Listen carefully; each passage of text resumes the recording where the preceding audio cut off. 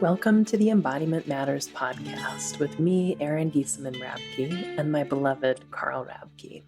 We don't have the luxury of living in ordinary times, but rather we live in extraordinary ones where the way we live in the next decade will make a huge difference in the future of life on planet Earth.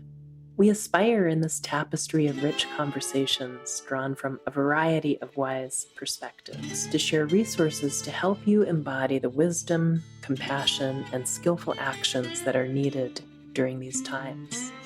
You can find out more about our classes and sign up for our newsletter at embodimentmatters.com. You can also become a supporting member of our podcast with a small monthly donation.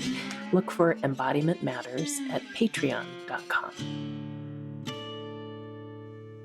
Hello, listener friends. It's Erin here, and I'm so thrilled and honored to share with you this conversation with the incredible Deena Metzger.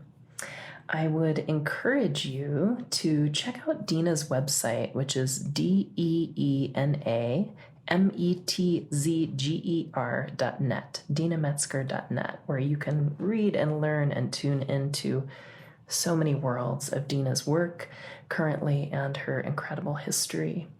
I met Deena, I believe it was in 2015, and my life has been continuously changing since. She is a powerful, wise elder who asks fiercely loving, hard as hell questions, and I absolutely treasure her for that. When I was a teenager working in a bookstore in the early 90s, I remember seeing who I now know as Deena on a beautiful black and white poster called the Warrior Poster with her arms spread wide, she's topless, and where she's had a mastectomy, there's a beautiful tattoo of a tree with some incredibly heartening words. That's her also. Deena has written many, many books, has a long history in academia, including an academic freedom case in 1969. She has done so much, continues to do so much, and I just can't say enough about how grateful I am to be a mentee of hers and to have her wisdom in my life and to be able to share her with you. Carl and I have been studying the 19 Ways with Deena over the past year intensively and are continuing to do so. And wow, what else can I say? Her work with elephants and writers, healers, and more. Her current work is envisioning a new and viable future for all beings, considering new forms of peacemaking, healing, and sanctuary for all beings is encoded in the 19 Ways. Essential to the 19 Ways are respecting and restoring Indigenous ways, the Pathless Path, and the No Enemy Way. She also works with writers to develop the literary voices essential for our time and what she calls the literature of restoration. And she's also a mentor to those who are seeking their own paths to be healing presences for the future. For many years, Deena has lived at the end of the road, at the edge of the wild, in Topanga Canyon, California, with various animal companions. In this powerful conversation, we talk a lot about the 19 Ways to a viable future for all beings. There's so much to unpack in the 19 Ways, including community, working with dreams, working with the understanding that spirit exists. Oh, there's just so much. I'll invite you to dive in and listen to her speak about it. We also talk about, this was just so powerful for me to hear, and I haven't been able to stop thinking about it, what she wishes for all of us. We'll often ask at the end of a conversation, what would you like to leave people with? What would you wish people knew or did or had? And as you could probably guess from the title of this podcast, Deena wishes us heartbreak and the deep love it implies. I also tell a story later in our conversation about an early experience with Deena, which really changed my life forever. A story that had both me and Deena in tears about the key and the begging bowl. We also talk a lot about the deep importance of community for these times. I hope you enjoy this conversation and dive into Deena's world and work, really, I remember poking around on her website years before I ever met her and being so inspired by her writings about elephants and community and meeting extinction. Actually, those came about after I met her, the extinction writings. But there's much richness and generosity to explore. Thank you so much to Deena Metzger for being in the world and on our podcast, and we hope you enjoy this conversation as much as we did. So, Deena, we are so excited and honored and thrilled to welcome you to the Embodiment Matters podcast. And thank you so much for being willing to have this conversation with us. I'm as delighted as you are. Been looking forward to it. So wonderful. I would love to ask you to start talking a little bit about the 19 ways. Listeners can look, and we'll put a link in the show notes to your gorgeous piece on the 19 ways to a sustainable world for all beings. I just want to hear you talk a little bit about how those came to you and anything you want to say really about that. Well, they came like lightning. They were not something I was thinking about. I was probably thinking about what I was going to teach that year. And suddenly they had to be written down quickly because they came that quickly. And I was very surprised by them because I don't usually think in terms of programs. And yet there was a list of ways that if they were understood deeply and followed together, could take us into a different mind. And maybe I should read the introduction to it.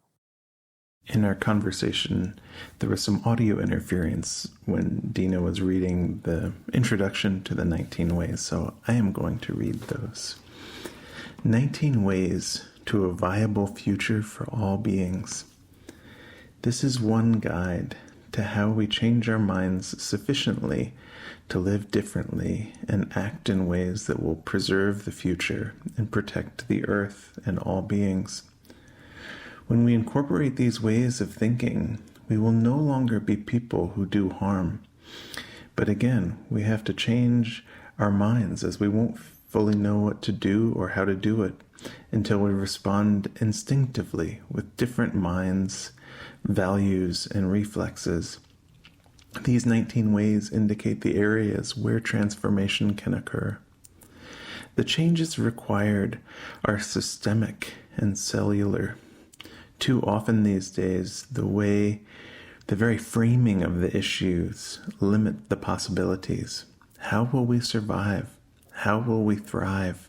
How will we prosper? May no longer be the questions if the we refers only to humans. We have to free ourselves from the programming, at the least, of the last century. It is a huge task, and it is possible. We have allies. They are not all human. The future is possible, but we have to offer ourselves to it unconditionally. When we do, guidance occurs. Spirit speaks to us when we open to it. Thank you for reading that intro. Well, it says everything. It's quite an astonishing experience to have something come to one that is beyond one. And then I realized that I had to understand it, and I had to begin to live by it. Because I already knew pretty much my entire life that you can't teach something that you're not living. Mm-hmm. And that in the living of it, it becomes quite different than what you might intellectually think it is. Mm-hmm. So the first of the 19 ways was spirit exists. And we could spend a lifetime trying to understand that. And then to live accordingly. So that's the question that I keep asking, 19 ways or not. What is the true nature of the world in which certain things happen? What is the true nature of the world in which spirit exists? Mm-hmm. And how do you know? Not because you were told. How do you know in your true, undeniable body experience? How do you know through your own sense of awe that spirit exists? And how then will you live? So it seemed to me that once I knew that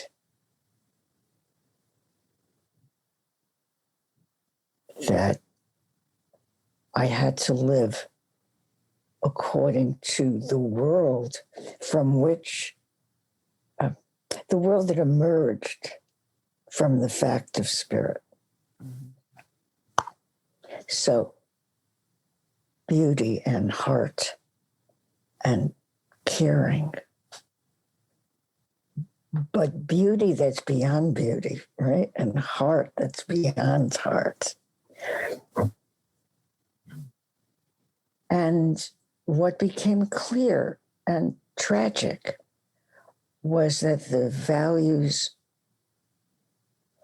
of the culture were in opposition to that.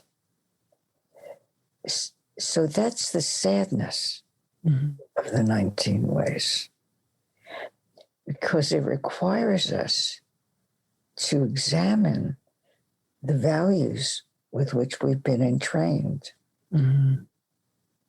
And to live differently. So on the one hand, you're living in opposition. You're in grief. And on the other hand, you're connected with this awesome reality.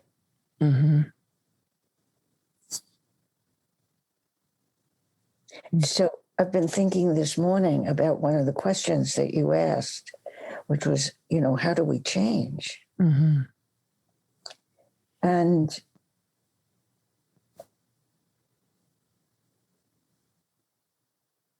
the first thing that I thought was, that's a really big question. I wonder what I'm going to say. We wonder too. And, what will happen as we think about this together, as we create a field in which we understand these things? And I thought to myself,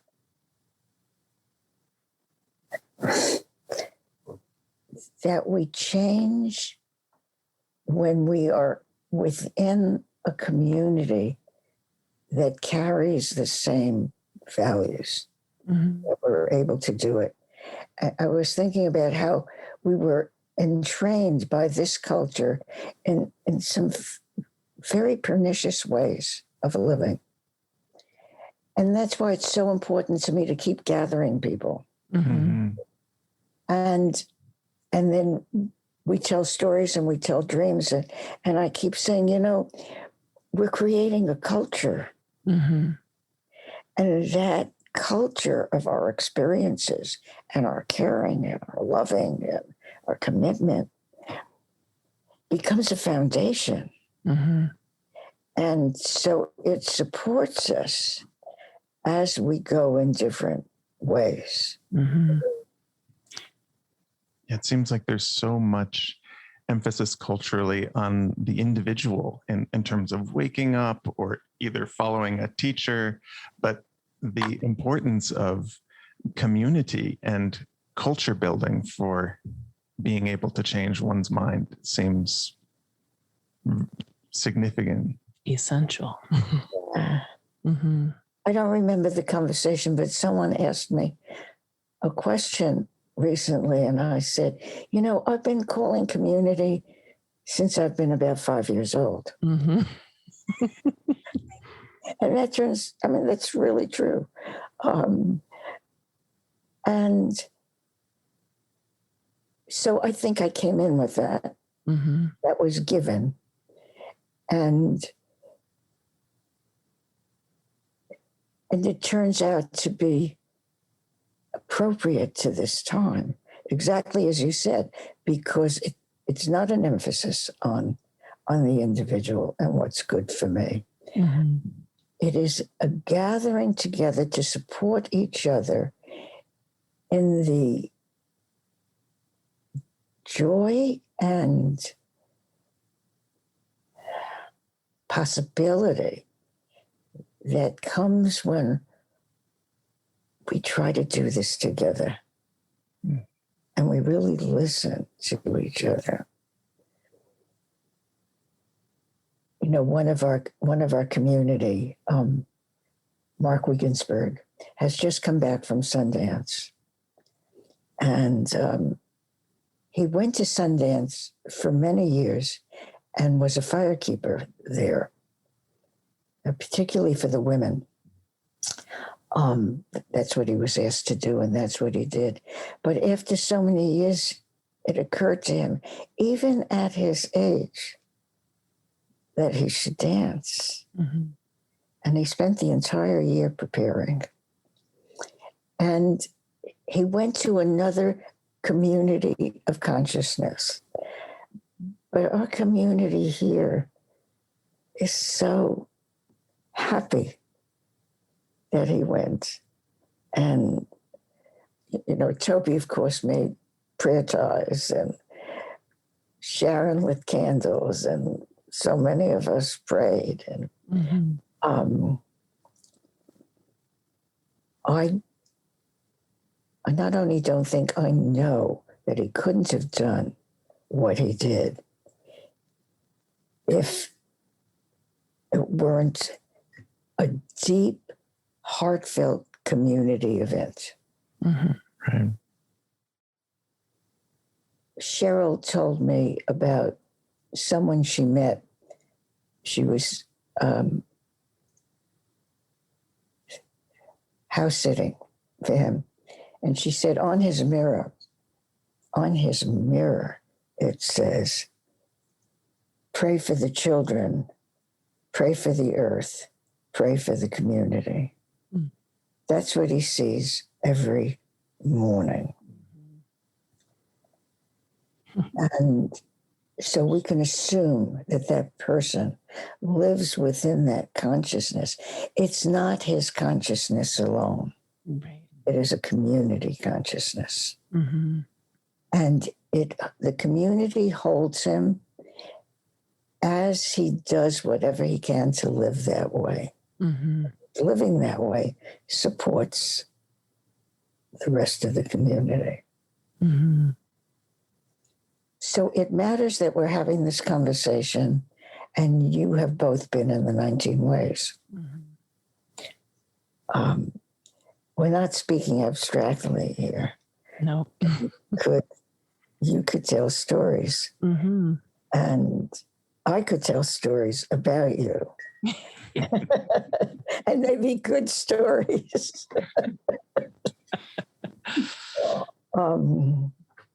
So it's like creating a really fabulous soup where all these elements come in and they cook together.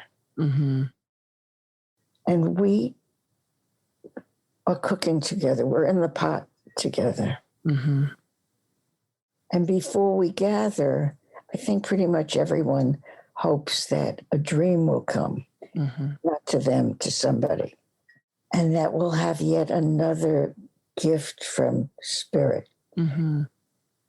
Because that's how we look at dreams, that they are gifts from spirit. I'd love you to unpack that a little bit, because I think we're so used to it now, having been with you in the field of that communal way of working with dreams, and not, what's the word? Psychologizing or colonizing our dreams or extracting meaning or whatever. Yeah, or that it's my possession, like my dream, but something that is like you said, an offering for the community. Will you talk about that a little bit? That's one of the 19 ways. Yes.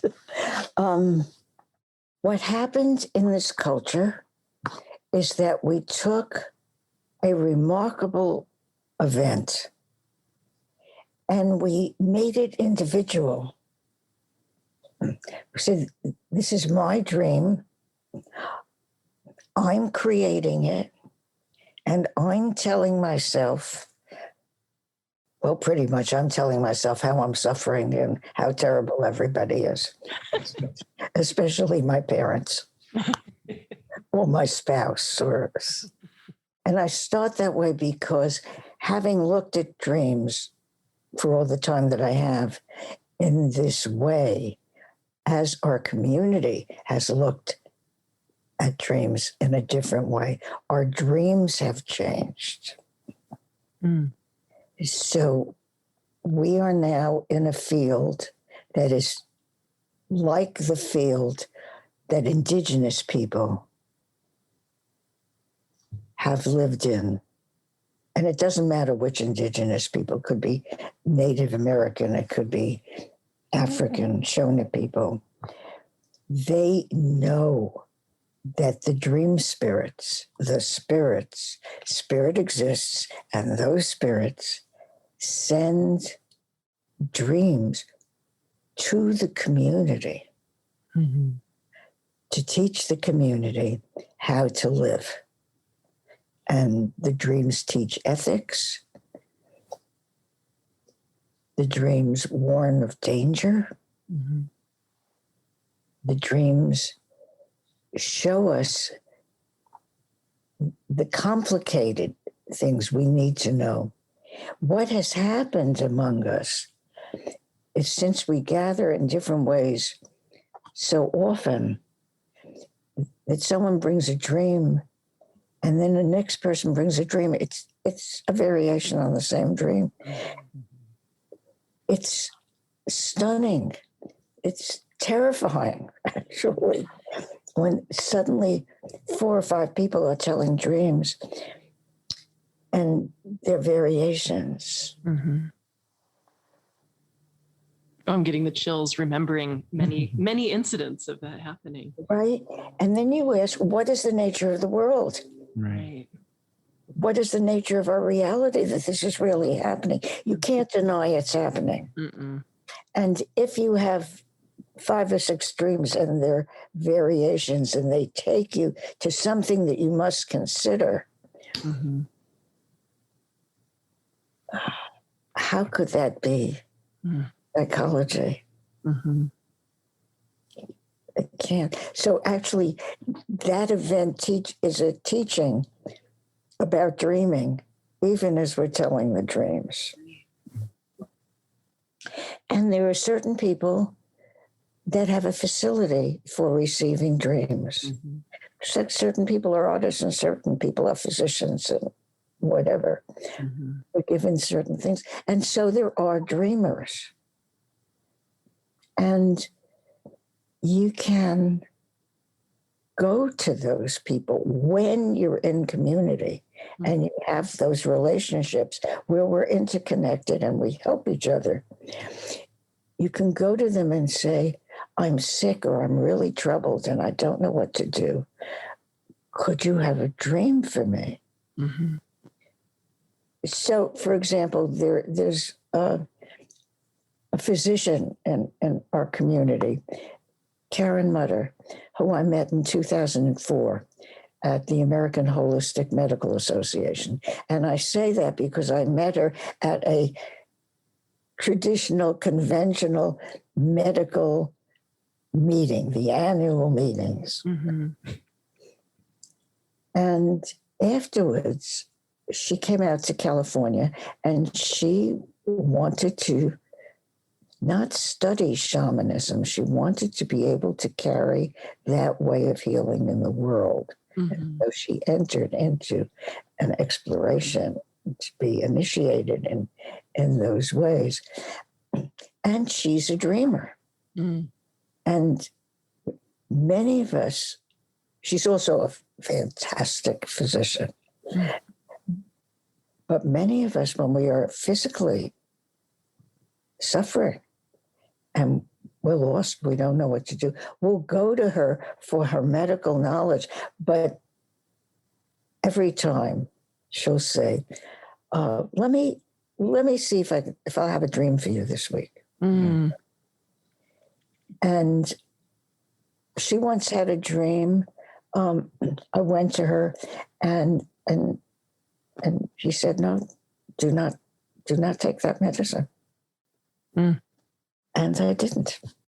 I would like to read about revisioning, which is one of the 19 ways. I'm trying to bring it up. Here it is. Revisioning public institutions of thought and action, imagining and aligning ourselves with revisioned medicine, science, law, education, economic and social systems. For example, a revisioned medicine practices the no enemy way, does no harm, and integrates the combined wisdom, I love this phrase, of medical people and medicine people, assuming the equal relevance of Indigenous, earth-centered, spirit-centered wisdom in all reasoning and thinking processes, changing one's mind. There's so much room for that. And it's so beautiful to hear, this one physician, and I know there's a few physicians in the group that I've been in working with the 19 ways with you. It's a juicy, exciting facet, rooted in the sadness of seeing how harmful the systems are. And that phrase about do no harm, I'm thinking of some of the physicians in our group talking about just simply the amount of waste that's generated in the standard American medical processes. Will you talk a little bit about doing no harm? And I know you could say so much about your own cancer journey and supporting so many other people in healing. Let's just see wherever you want to go with that. Well, let's start with do no harm. Okay. Because that comes to us from Western medicine. That's very basis. You take the oath that you will do no harm. And so to be a recipient of Western medicine or to be a practitioner of Western medicine in the 21st century is to live in a world of harm. And the waste is just the beginning of it. The medicines do harm. Mm-hmm. They pollute the earth in horrific ways. And we speak of all our wars upon different diseases, war on cancer, war on drugs, et cetera, et cetera. So instead of a medicine that is life-giving at its basic thinking, we're in a field of making war, and war does harm. Mm-hmm. So to extend do no harm, it's hard enough to even imagine Western medicine changing sufficiently that it does no harm. Mm-hmm. I really believe that we would treat cancer in entirely different ways if we saw, as I had suggested, the cancer cell as the first victim of environmental degradation instead of looking at it as the enemy that has invaded us, you look at that cell as an incredible victim. And if instead of asking, how can we kill that cell, every researcher asked, how can we restore it to its original function? What a different mind. It would be a very different medicine. We can't imagine it because we didn't go there. But if we spent the same amount of time, money, research on how we could restore it, Mm-hmm. it would change everything in medicine. Mm-hmm. And as I say that, I realize that asking the question of what will restore has become a central question in my mind. And I wish that when I asked it, we could come up with answers, but it's completely mind-blowing. However, I'll give you an example of this. I was traveling at the Columbia Gorge, where the Columbia River is, Mm-hmm. and where a Hanford nuclear site is. And I was doing research for the novel Reign of Nightbirds.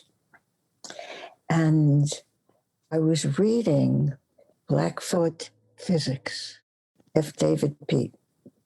And so I was reading a book in which a physicist is sitting with native people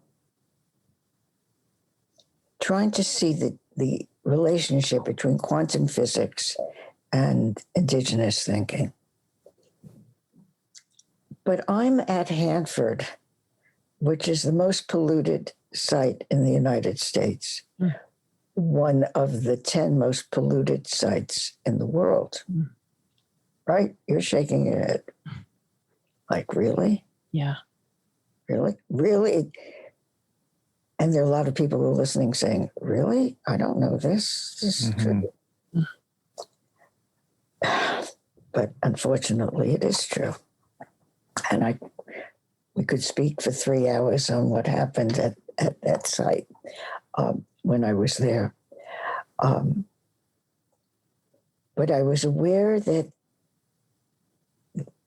they said they were going to clean it up, and they haven't. And the Columbia River is polluted. And a native man that I was speaking with spoke about how the people who live there, they eat salmon. Mm-hmm. As long as the salmon are there, of course they're threatened, but as long as there are salmon, they can eat them. And what they do is they hang them up, they catch them and they hang them up to dry so that they have them for the season when they're not there. Mm-hmm. And he says at night, they're shining because they're radiant from the radiation. Oh, that kind of shining. That kind of shining. Wow. Yeah. So I decided that I would call F. David Pete in Italy because the book was stunning. Mm. And I wanted to ask him, how could we restore plutonium? Because it was creating all this harm, uranium, plutonium, creating all this harm from being split. Mm-hmm. Well, why don't we put it back together? Mm-hmm. We spend all this time in research thinking about how to split the atom. Mm-hmm. Why can't we spend the same amount of time and intellect and caring on putting it back together? Can't we put everything back together that's broken? Mm-hmm. So in some way that has become like an essential question that I keep asking. David Pete died before we really could pursue it. And I don't know that he was really willing to tolerate, to hold the question. But we did hope to continue to talk about it. Mm-hmm. That gives me hope. So if you've done harm by breaking something, breaking community, breaking the ecosystem, let's put it back. So restoration, do no harm and restoration are two ideas that go together. Mm-hmm. And what's important about these is we don't know the answers to this. So the 19 Ways is a system of inquiry. Mm-hmm. And as you guys know, my role is just to ask you questions and make sure that you really, really attend the question. And when you get the first glimmering of an answer, that you begin to live accordingly. Mm-hmm. There's a phrase you use in writing about one of the 19 ways on divesting from systems of harm, which is, when you really open your eyes, if you're willing to look, it's so hard. It's so heartbreaking. Our clothes are harmful. Our furniture is harmful. Where most of us get our food, other than when I'm pulling it right out of the garden, is harmful. It's overwhelming. So there's a phrase you use about the long and exacting process of bringing our life into alignment with our values. And along with the heartbreak I feel right now as I'm naming that, what a beautiful way to live, to aim in that direction and know there's no perfection, especially when we're embedded in so many harmful systems. I don't know how we could live any other way. I don't understand how we would live in any other way. Mm-hmm. I really don't understand the harm that's done. And I want to distinguish in this moment between the harm that comes from people who are so injured by the culture, which happens increasingly, that they act with violence. It's because they've been driven mad by the culture.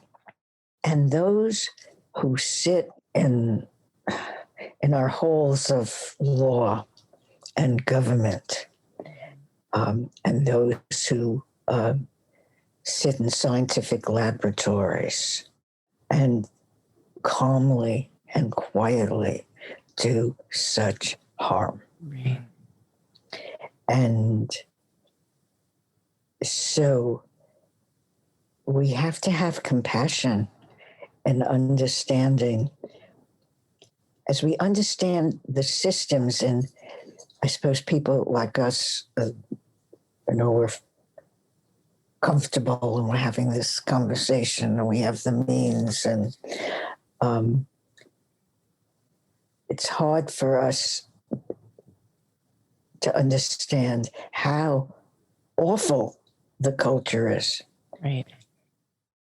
But if you look at the mass killings that we've been seeing, if you look at that violence, you have to know that there are those who have been driven mad by it, by this.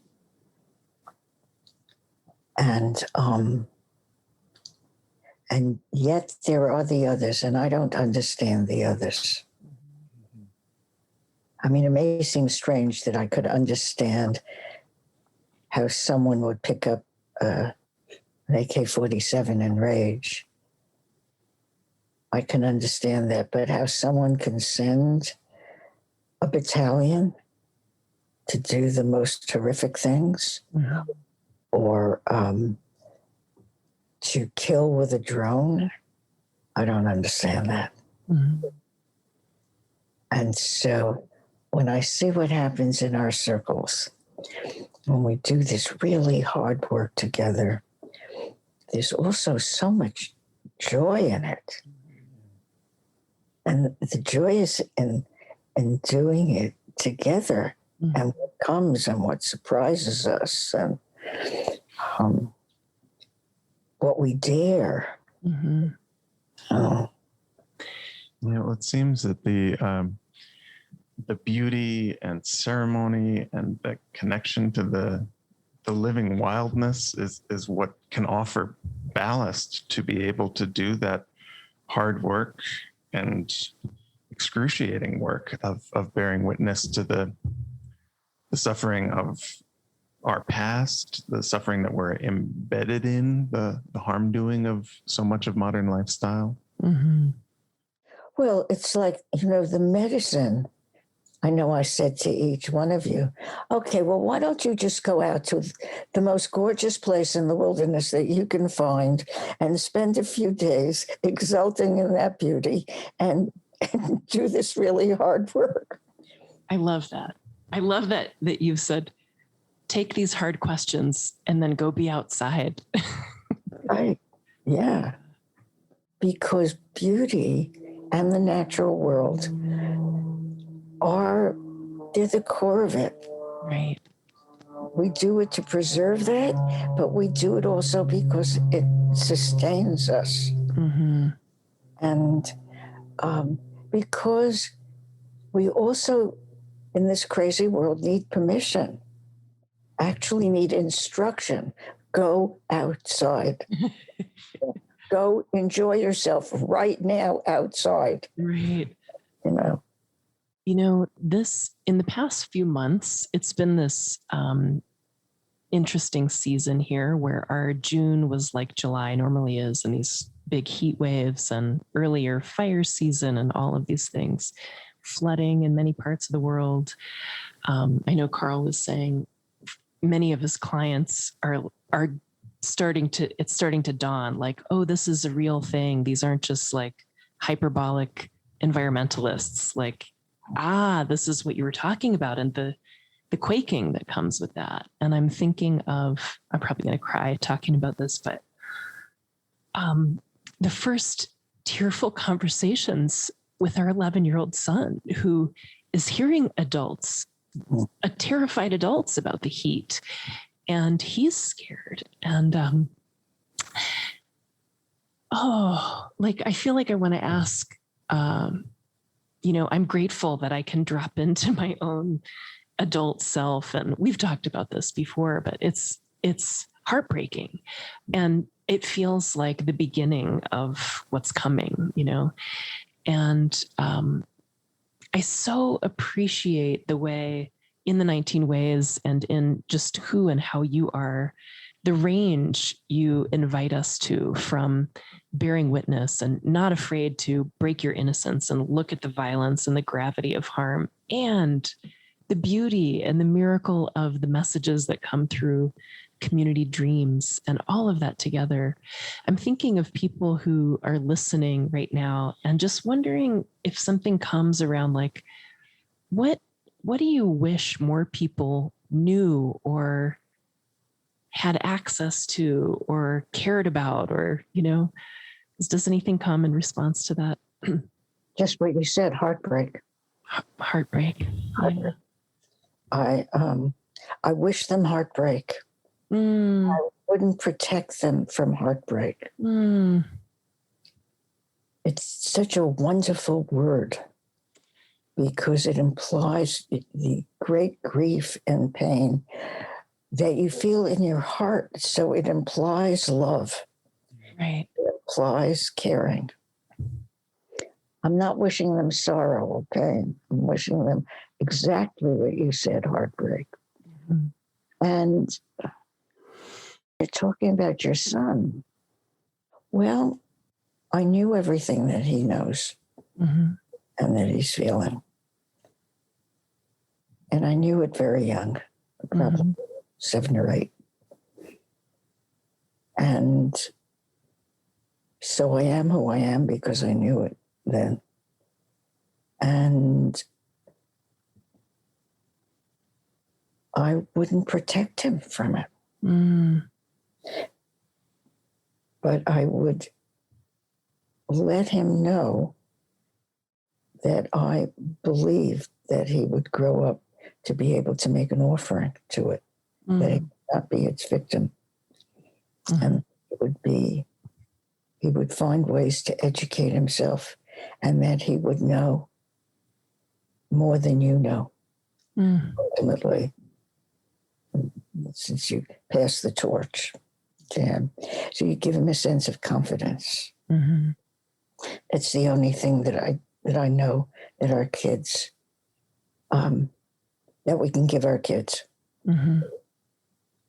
It's realistic. And to tell him that that is realistic, and that he probably knows stuff already, but he hasn't been asked. When you use that phrase of to grow up and make an offering, I'm thinking of that also of our adult friends, community, clients, like that we can grow up and make an offering in the midst of it. And what the hell else are we going to do of just put our heads in the sand and go on vacation? And, not that you should never go on vacation, but I keep contemplating this myself. Like, how can I invite people into this conversation in a way that it's magnetic and actually beautiful, even though it's heartbreaking? Yeah. Because the other is just so avoidant and like fake. Well, it seems that the heartbreak itself is an indicator that the layers of anesthesia and insulation aren't there. And that seems to be such a part of modern life, that we are insulated from the interdependence of someone else's harm. Some ecosystem's harm is our harm. And when something can actually break and pierce, then it's like we're in a relationship and there's something workable. It makes me want to tell a story about you, Deena, can I? And you can comment on this. Your program. Well, hey, all right then. This was the first time I met you in person. It was a called together weekend on your land in Topanga. And, I was sort of new and looking around and what's happening here, and a full range of people speaking their grief and their determination to do something about the state of the world. And we had been working with dreams over the weekend, and this woman came to you and said, I had a dream that you gave me a key. I'm going to cry when I tell the story again too. Can you enact that ritual for us? Like, you gave me a key. Maybe you could walk around the circle and give us each a key. And you calmly sat there quietly, like you are right now, just nodding and listening. And you said, no, I can't give you a key. That would be ridiculous for me to pretend that I have a key to anything, but here's what I have. And you took the dinger out of your singing bowl, the little gong, and you came up to this woman and stood in front of her and just said, this is my begging bowl. And here's what I'm going to do. I'm going to beg you. I care so much about what's happening in the world, and I can't do it by myself. So I'm begging you, will you help?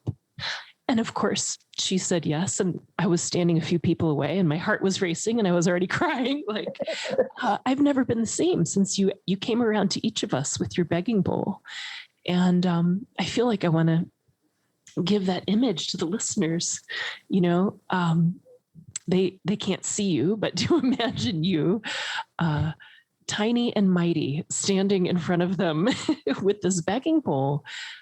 We don't have a key. We have a begging bowl. And there's something about being in it together and inviting each other to join in that process that is it's heartbreaking in the most beautiful way.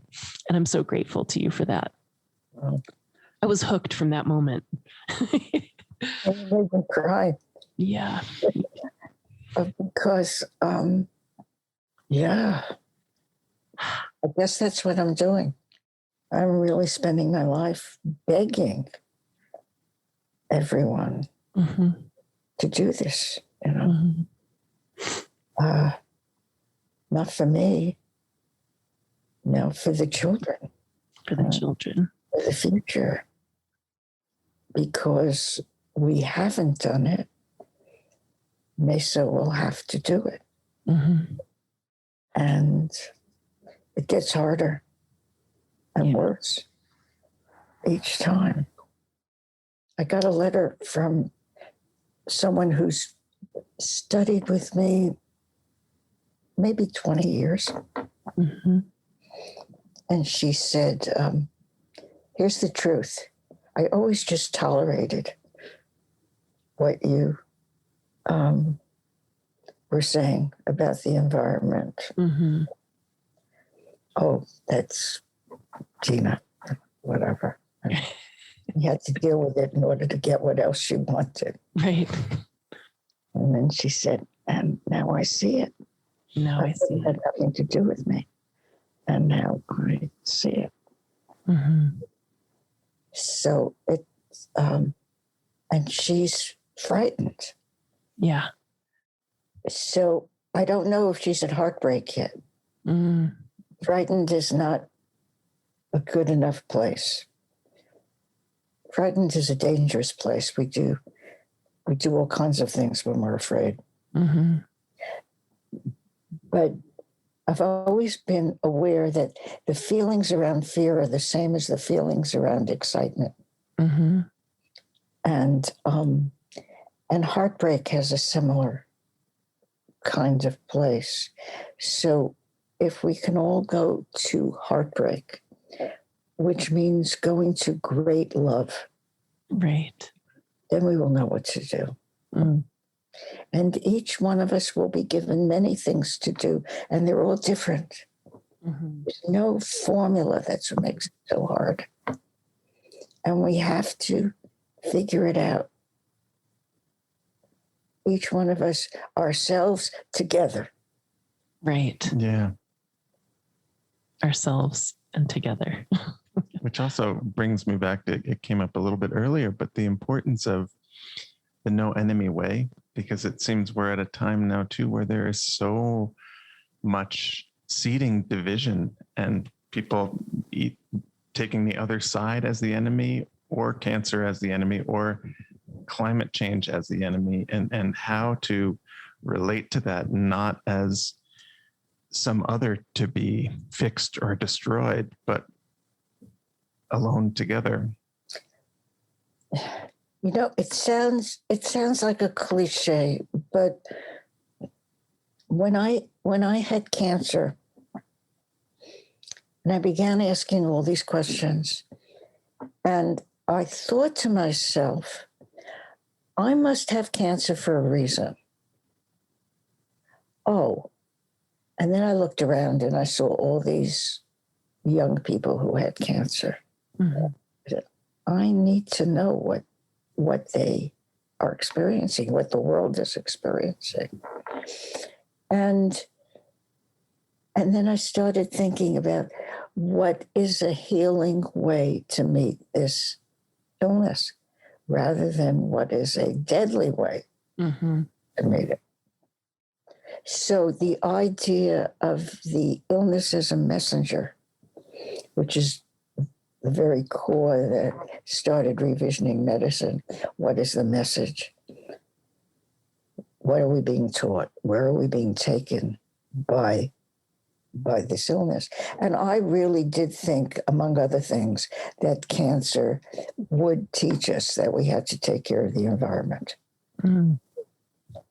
Since it began to be clear that that's what one of the major causes of cancer, which became a plague. And now we're in it again, right? We're in it with this virus, which keeps changing because we're not changing. That's my understanding of it. Mm-hmm. We're just, okay, back to normal. But in the world, the dialogue, the conversation is not about what is this non-enemy entity trying to get us to understand that how we ought to live so that it would not be created. It's not an enemy. It's very hard in the enemy way. So, you know what I say about the 19 ways? It probably takes about 5 years to begin to really incorporate it. But for me, it's a lifetime. You know, I'm gonna spend whatever life I have left, and I've spent all the time since they came really trying to live in ways that are in accord with the future for all beings. Deena, since we've talked so much about 19 ways, which I love in this conversation, knowing we could talk to you for 3 days about 100 other things, I'm wondering about if you might like or want us to read, you know, we've mentioned a few of the 19 ways, starting with Spirit Exists and divesting and revisioning. Would you like to read what the Why don't you read? Okay. Why don't you read the ones that feel important to you? Oh, well, they're all important, of course. So, and we have to do them all together. I don't know if it would make sense to read them all. I think we can. I won't read the description of them all. We'll send people to your website, but I'll name them at least so we can have them in the soup pot. A Spirit Exists, number 1. Community, as we've talked about again and again, how important that is. Counsel, just how we do community. We haven't talked about that, but that's so important. Story, the Pathless Path, bearing witness, disengagement. 8 is healing war, peacemaking, and the no enemy way. Revisioning is number 9. Indigenous wisdom traditions, number 10. 11 is dreams and divination. 12 is healing. Oh, you might need to talk about 13. Mitaki Oyasin, living according to all our relations. Oh, okay. So that comes from the Lakota Sioux. And now many Indigenous Native American people will say Mitaki Oyasin. The way we say bless you. At the end of a conversation, at the end of a talk, at the end of a letter. And what it means, all my relations. It means everything is my relation. I am related to everything and every being. And it's a reminder, because there are people who say things over and over and over again, not just because it's ritual, habit, but because they need to remember, to understand. So it has always seemed to me that if we simply understood all my relations, we didn't have to understand anything else. We didn't have to learn anything else. That would be enough. In a culture, however, where the family and the community is broken apart and so injured, it's hard to understand all the relations in the way that it existed until this culture became so deformed. It is such a different mind.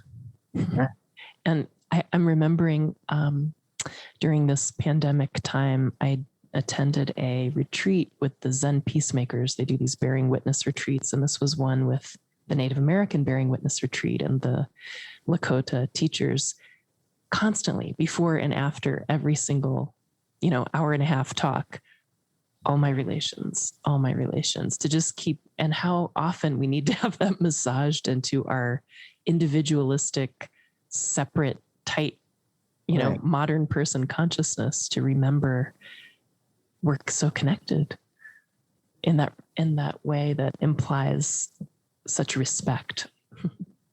And because we created medicines recently, psychology and physical medicine, that doesn't speak about relationship, Right. but speaks about enemies. Right. That is the distortion in our minds. Mm-hmm. I could imagine just beginning to open one's eyes to that, the militarism in our language of healing in this culture, how earth shaking that can be. Okay, I'm going to read the last few just so I don't leave them out. 14 is the wild. 15 is the others, non-human beings. 16 is beauty and ceremony.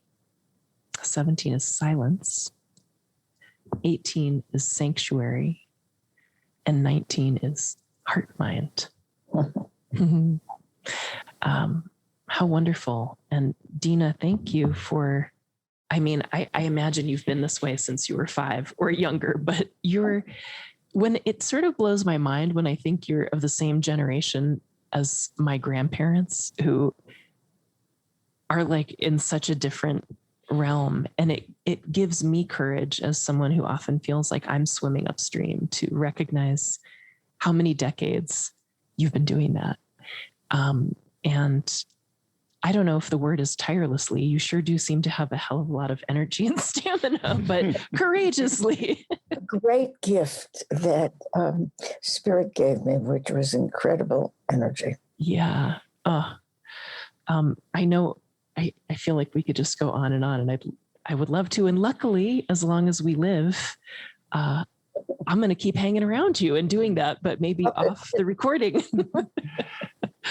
Oh, Deena, we just love you so much and are so grateful for your presence and your work in the world and your books and your visionary way of being. Yeah. I'm wondering, Deena, if you'd be willing to end our conversation with some kind of a prayer or aspiration for the listeners and the world as a closing. Yeah. Well, I thought we did that several times and then we went on. Yes.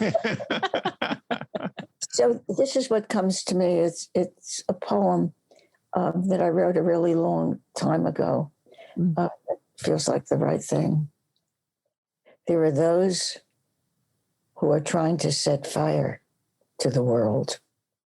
We are in danger. There is time only to work slowly. There is no time not to love. Thank you so much. Thank you all. Thank you. Thank you so much for listening. We hope you enjoyed the conversation. If you enjoy this podcast, it's great if you want to share it with friends or post about it on social media. Also, you could make a donation to support the podcast or find out more information about our classes and offerings at our website, embodimentmatters.com.